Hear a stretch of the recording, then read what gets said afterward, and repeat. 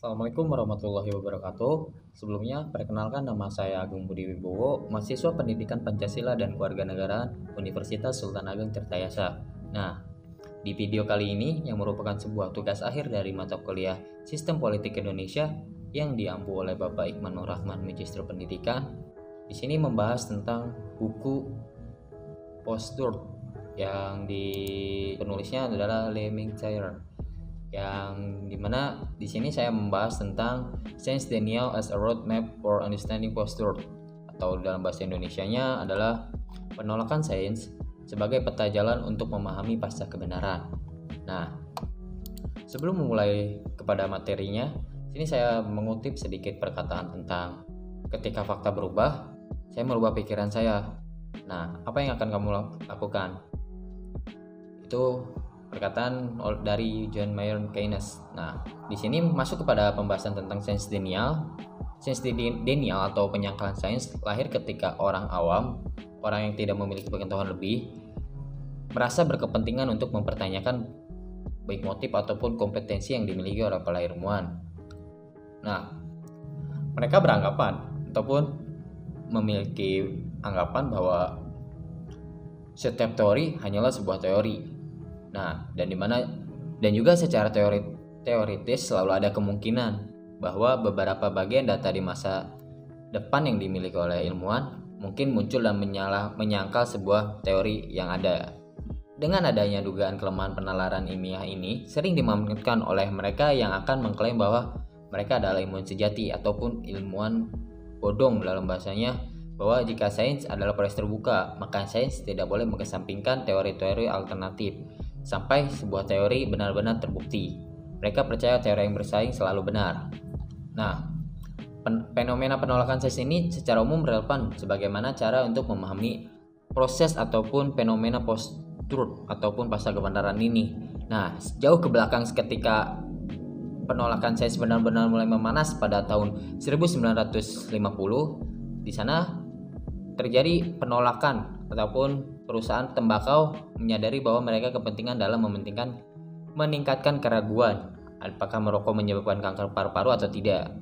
Selanjutnya adalah keraguan adalah produk kami, yang dimana penyangkalan sains dimulai oleh mereka yang kehilangan sesuatu dan kemudian dilakukan oleh mereka yang terjebak dalam kampanye informasi yang salah dengan memasukkan kepentingan ekonomi dan politik pasca kebenaran ini.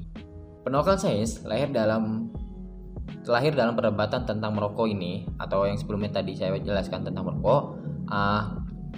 Banyak ataupun cara untuk membuat keraguan seperti taktik yang dibuat oleh para ilmuwan di Tobacco Industry Research Committee tentang penyangkalan sains, yang dimana mereka menceritakan bahwa merokok itu belum sepenuhnya bakal memberikan dampak buruk kepada tubuh, dan sehingga cerita ini semakin berevolusi dari clickbait mencari keuntungan menjadi informasi yang besar-besaran menyebar kepada setiap orang.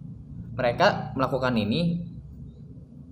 pendekatan dengan cara melain sains mensponsori dengan lawan lagi dengan penelitian.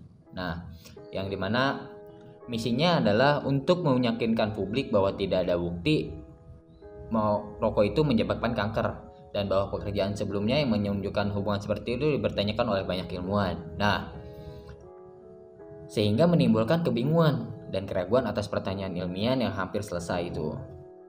Dan betul saja, itu terjadi dan itu berhasil dilakukan oleh para mafia rokok ini, sehingga menimbulkan keraguan kepada hasil ilmiahnya.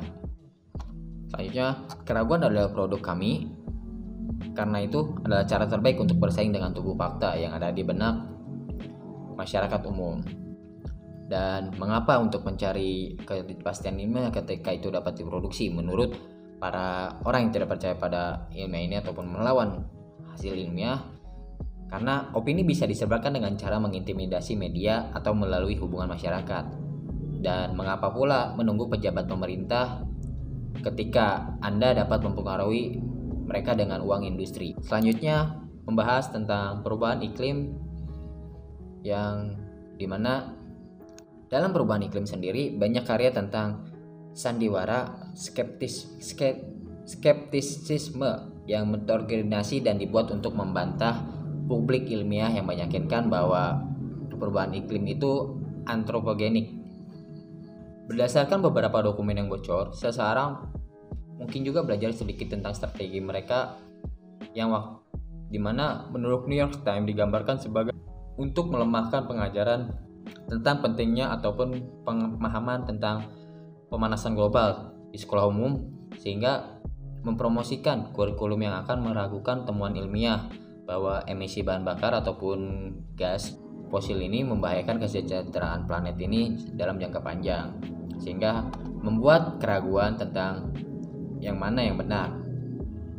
Kemenangan akan dicapai ketika rata-rata warga negara memahami ataupun paham tentang ketidakpastian dalam sebuah ilmu ataupun penelitian itu. Lalu media memahami, mengakui ketidakpastian dalam sebuah ilmu, jadi tidak sembarangan untuk menyebarkan.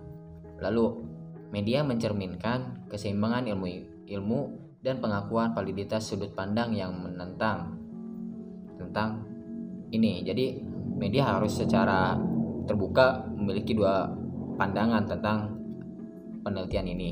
Dan kepemimpinan senior industri memahami ketidakpastian dalam ilmu iklim, menjadikan mereka duta yang lebih kuat bagi mereka yang membentuk kebijakan iklim ini. Nah, yang terakhir ada mereka yang mempromosikan perjanjian Kyoto berdasarkan luasnya ilmu muncul menjadi tidak berhubungan dengan kenyataan.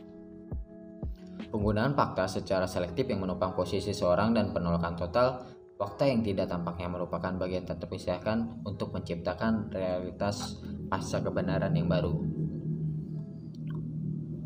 Karena sekarang ini dalam masa post-truth, dalam buku ini dijelaskan bahwa fakta itu tidak penting. Media sudah terlatih dengan baik untuk secara refleks, secara langsung menyajikan kedua sisi cerita pada setiap isu ilmiah yang sedang kontroversi ataupun sedang ramai. Akibatnya masyarakat dibuat bingung oleh berita yang dibuat oleh media tersebut.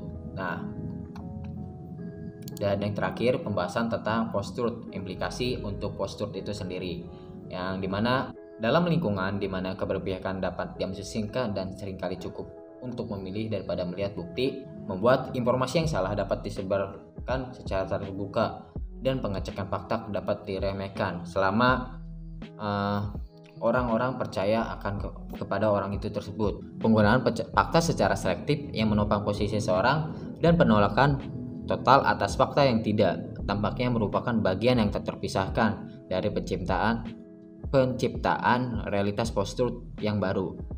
Sulit untuk membuat mereka percaya tentang fakta dan kebenaran yang ada. Itulah mengapa ketika pendukung seseorang lebih peduli pada sisi mana Anda berada daripada apa yang dikatakan dengan bukti. Jadi dia lebih percaya Anda dari mana daripada bukti yang Anda miliki. Sehingga fakta sebenarnya mungkin lebih rendah daripada opini. Mungkin cukup sekian dari saya. Kurang dan lebihnya mohon maaf. Wassalamualaikum warahmatullahi wabarakatuh.